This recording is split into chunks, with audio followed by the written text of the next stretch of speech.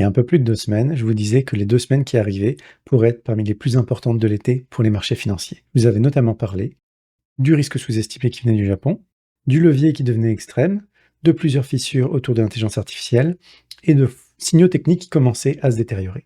Depuis, beaucoup de choses se sont effectivement produites.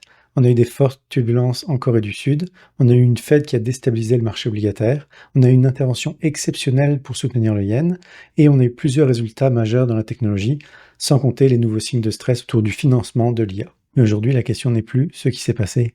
Les marchés ont déjà beaucoup bougé, la bourse a fortement rebondi, l'or vient de faire un mouvement important, l'argent a commencé à réagir un petit peu, et plusieurs forces mécaniques peuvent encore influencer fortement les prix à court terme. Le problème, c'est que certaines de ces forces sont temporaires et peuvent aussi fonctionner dans l'autre sens. Donc, dans cette vidéo, je vais me concentrer sur les quelques éléments qui peuvent nous permettre de comprendre s'il y a plus de chances que la hausse continue, ou si c'est peut-être un piège avant un retournement.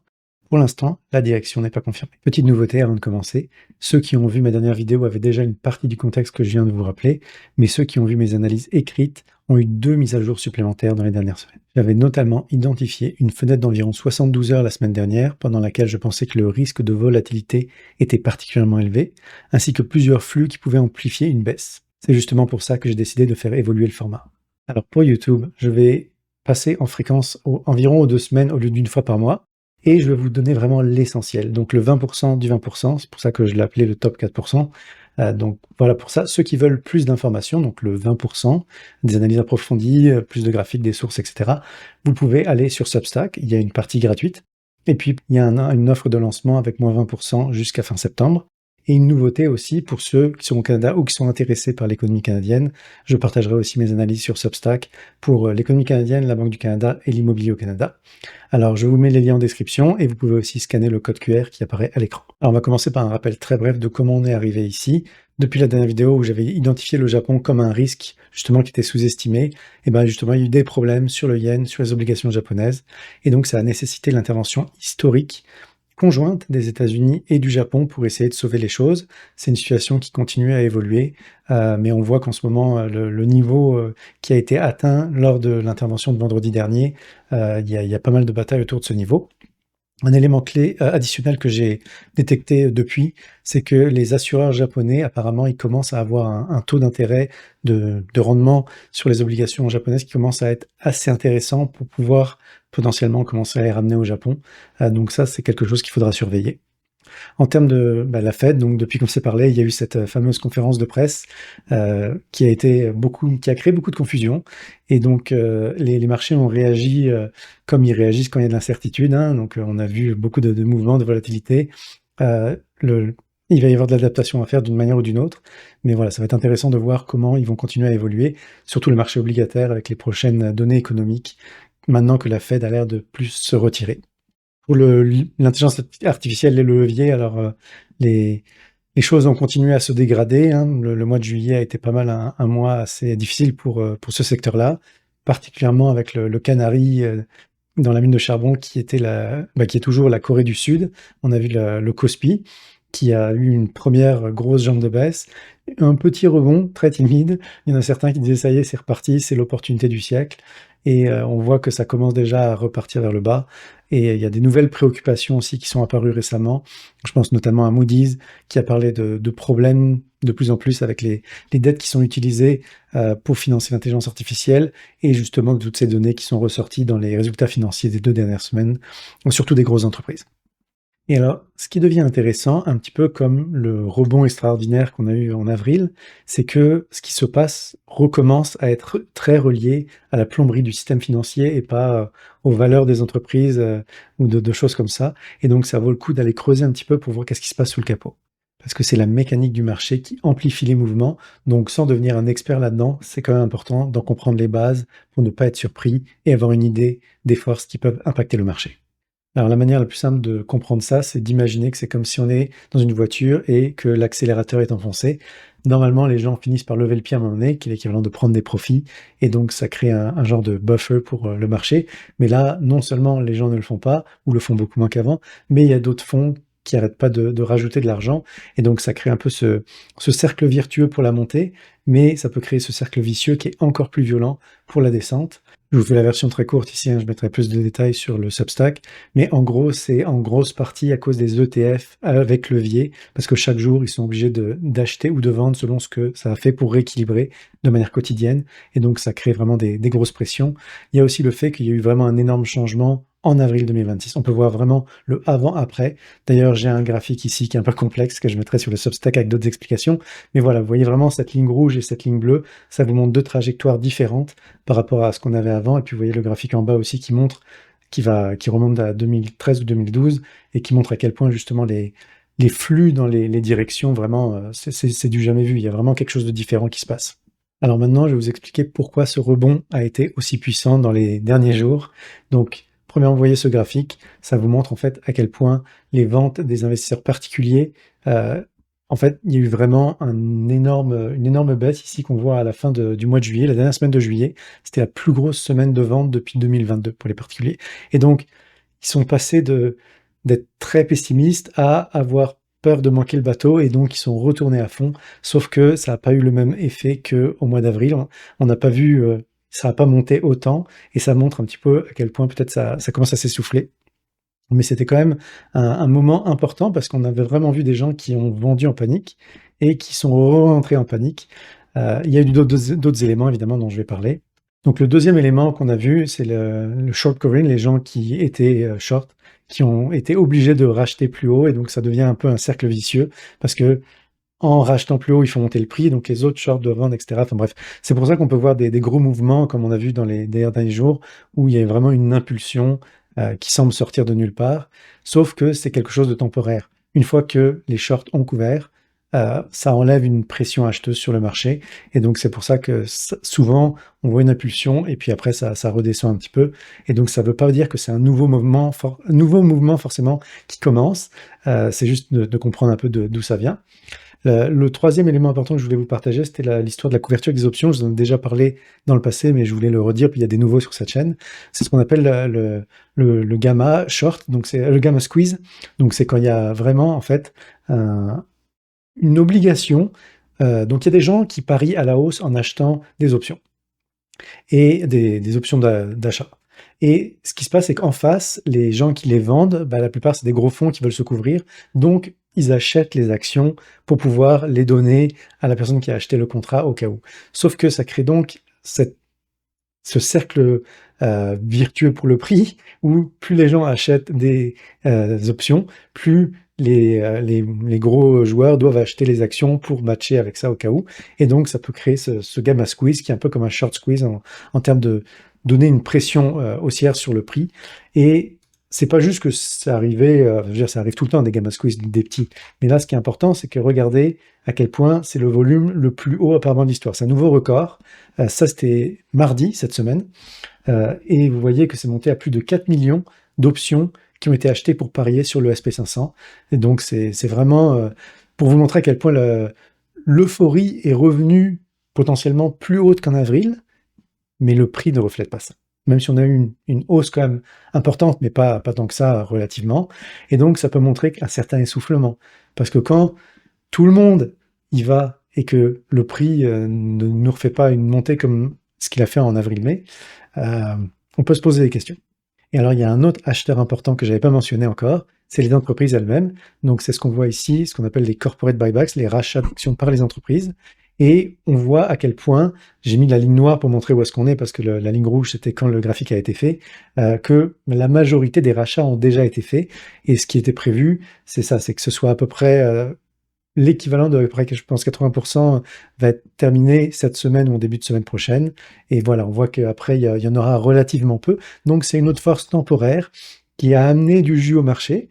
Donc, vous voyez tous les éléments qui amenaient du jus au marché, et malgré ça, il n'a pas monté tant que ça. C'est peut-être un signe d'avertissement qu'il faut prendre en compte, en tout cas.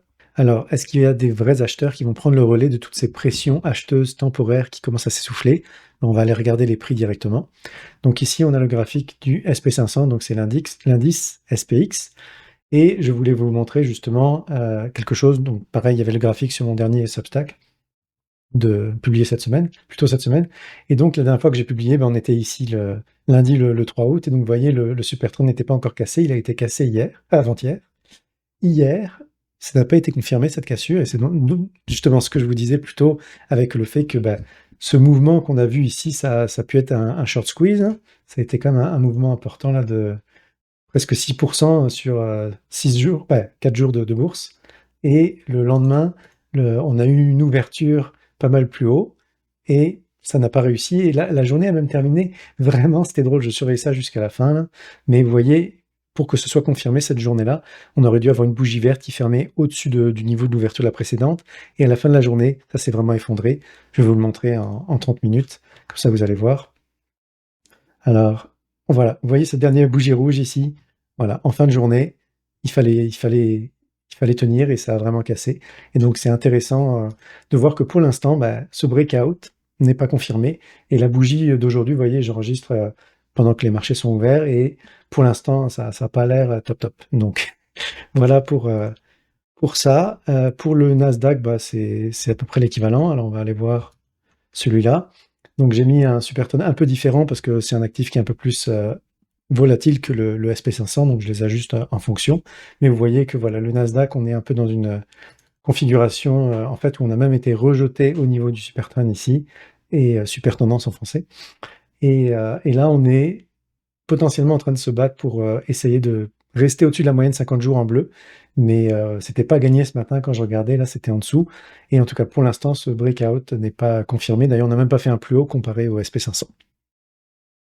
Et donc vous voyez un peu comment ces mouvements spéculatifs peuvent se mettre en place, parce que ici, là sur cette grosse bougie rouge du Nasdaq, il y avait probablement beaucoup de gens qui disaient ça y est, ça tombe, et donc ils ont été short, et donc ils se sont fait squeezer quand il y a eu le short squeeze ici, et là on arrive ici et il y a des gens qui sont à fond dedans, qui sont très haussiers et qui se mettent à acheter des options ou des ETF avec levier, etc. en se disant ça y est, c'est parti pour la lune, et c'est là que ça peut se renverser, et donc ça peut faire très mal aux shorts qui ont acheté ici, très mal aux longs ou aux bulls qui ont acheté ici, et avant de vraiment prendre une vraie décision. Donc on voit souvent, je trouve, avant des mouvements décisifs, ces genres de pièges, souvent dans les deux sens, hein, un piège haussier, un piège baissier, des fois il n'y en a qu'un, pour voir justement, pour sortir les gens qui sont un peu trop spéculatifs avant que le marché reprenne vraiment une direction plus claire.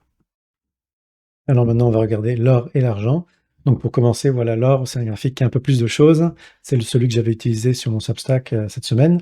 Et donc, un des éléments sur lesquels je voulais vous montrer, c'était l'histoire de justement cette grosse bougie verte ici, qui s'est fait en plus avec du gros volume, où le super trend a été cassé. La moyenne de 50 jours a été cassée. Et donc, ce qui est important de voir, comme le SP500, le Nasdaq, etc., c'est est-ce que c'est un vrai breakout ou pas. Et donc, la première bougie qui est active en ce moment, encore pour les 3 prochaines heures et demie à peu près, c'est pas encore une confirmation. Donc, en fait, ce qu'on veut vraiment, c'est qu'il y ait une clôture qui se fasse au-dessus de ce niveau ici des à peu près 4300 $ l'once. Donc, on va voir comment ça va aller dans les prochaines heures. Mais globalement, c'est ça l'idée. Mais je trouve ça vraiment intéressant de voir qu'on a potentiellement enfin ce breakout. Et donc pour l'argent, on a une configuration un peu similaire. L'argent est toujours un peu en retard par rapport à l'or qui bouge en premier en général. On a quand même une configuration relativement similaire. On attend un breakout confirmé. Donc comme vous voyez ici, pour l'instant, dans la journée d'aujourd'hui, ça a été rejeté le prix à la moyenne de 50 jours, hein, on pouvait s'y attendre. Le prochain niveau de résistance, ce serait la ligne orange ici de tendance qui est depuis le crack de fin janvier. Ensuite, on a le super trend aussi autour de 68. 5, et ensuite on a la moyenne de 100 jours autour de 74, qui elle continue encore à monter vers le haut, alors c'est quand même un bon signe. Donc voilà, j'ai l'impression que les probabilités sont quand même pour que l'argent nous fasse un breakout à un moment donné, surtout si c'est confirmé sur l'or. Donc on va surveiller ça de près. Et rapidement sur Bitcoin, je trouve ça aussi intéressant qu'en même temps que l'or et l'argent, on commence peut-être aussi à avoir un moment intéressant où le prix est repassé au-dessus de la moyenne 70 jours, ici, qui est l'équivalent de la moyenne 50 jours pour un actif qui est 24/7 sur les marchés. Donc, vous voyez, on a une première bougie qui a fermé au-dessus. En ce moment, on a une bougie qui est proche du niveau de fermeture de l'autre, donc on va aussi surveiller comment ça va. Mais voilà, on a des signes encourageants. Puis pareil, les niveaux de résistance, je vous les avais communiqués, vous pouvez aller voir sur Substack. Il y a un élément particulièrement important à surveiller cette semaine pour savoir si ces mouvements vont se prolonger ou pas, c'est le niveau du marché de l'emploi américain, parce que ça peut avoir un impact sur les taux d'intérêt et sur le dollar, donc ça pourrait changer la dynamique. Alors, on va surveiller ça. Donc le chiffre le plus important, celui de l'emploi américain, sera publié par le Bureau de statistique environ 1 heure avant l'ouverture de la bourse américaine.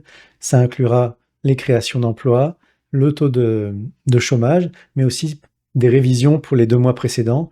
Et donc c'est important de prendre tout ça en compte pour avoir en fait une vraie tendance globale, parce que le dernier mois, les données sont très peu fiables. Et les informations qu'on a eues récemment, je vous mets ici justement une vue d'ensemble, c'est pas très bon. En fait, il y a de l'incertitude, il y a des données qui se contredisent.